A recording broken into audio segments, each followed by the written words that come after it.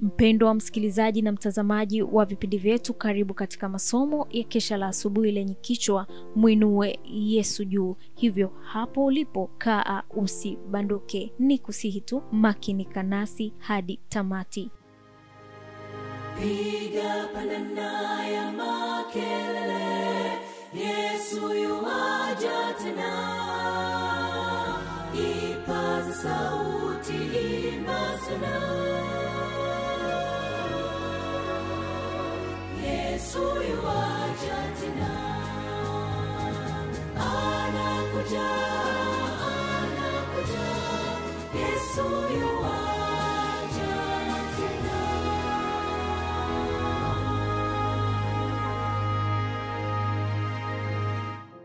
Ikiwa ni Machi 20, omba msaada kwa Yesu, sio kwa wanadamu wenye dhambi.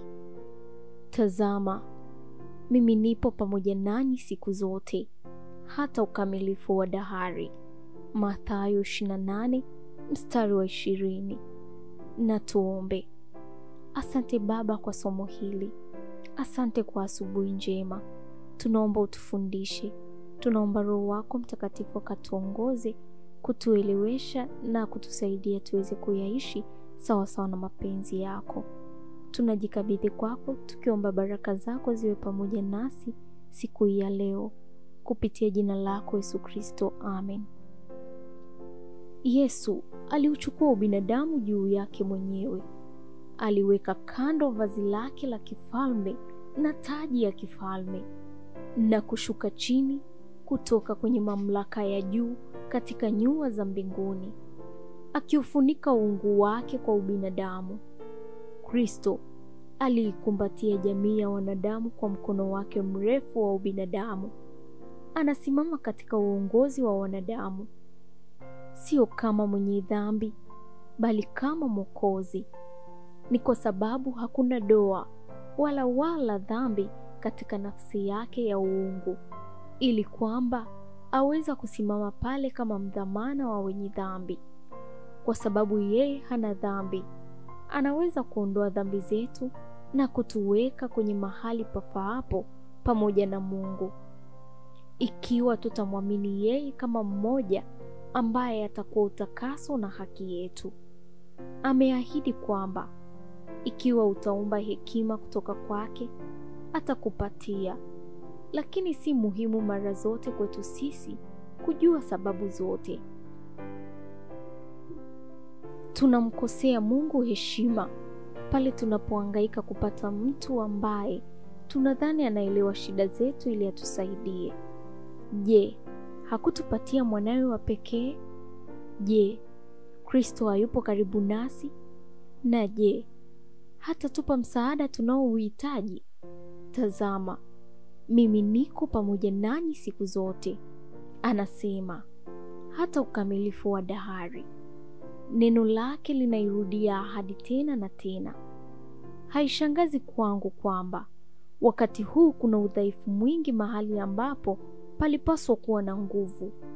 Kwa sababu ya hili ni kwamba badala ya kunywa maji safi ya Lebanoni, tunatafuta kukidhi kiu zetu kutoka kwenye mabirika ya duniani ambayo hayana maji ya uzima.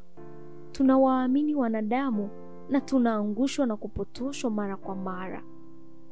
Tumemkosea heshima sana Bwana wetu katika kugeukia mbali na Kristo ili kutafuta hekima kutoka kwa wanadamu wenye ukomo. Je, tuendelee kuthamini dhambi ya kutokuamini ambayo inatuzonga kwa urahisi, au tutupilie mbali uzito huu wa kutokuamini na kwenda kwenye chanzo cha nguvu, tukiamini kwamba tutapata huruma kutoka kwa yule anayejua muonekano wetu, ambaye anatupenda sana hata akautoa uhai wake kwa ajili yetu, ambaye aliuchukua katika mwili wake mapigo yaliyoshushwa kwa sababu ya uasi wetu wa sheria ya Mungu.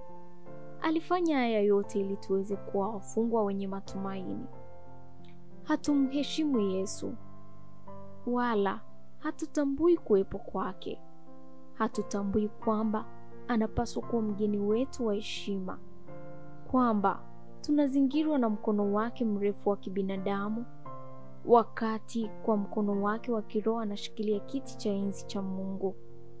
Tunasahau kwamba lango la mbinguni linafurika kwa utukufu unaotoka kwenye kiti cha enzi cha Mungu, ili nuru ishuke moja kwa moja juu ya wale wanaotafuta msaada ambao Yesu pekee anaweza kuutoa.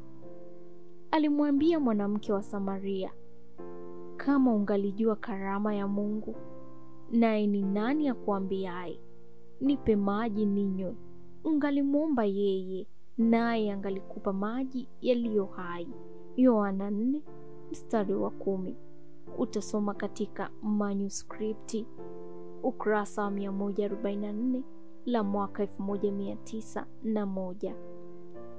Huu ni mwisho wa somo letu la Machi 20. Omba msaada kwa Yesu, sio kwa wanadamu wenye dhambi. Tuombe. Asante Baba kwa upendo wako maishani mwetu. Asante kwa kutuonyesha kwa msaada pekee unapatikana kwako. Tunaomba utusaidie, utufundishe, utuhekimishe, na zaidi ya yote tuweze kuyaishi yale mapenzi yako, ili urudipo tuweze kukulaki mawinguni. Tunajikabidhi kwako kupitia jina lako Yesu Kristo. Amen. Barikiwa nami mwaka 2025 katika masomo haya. Anakuja.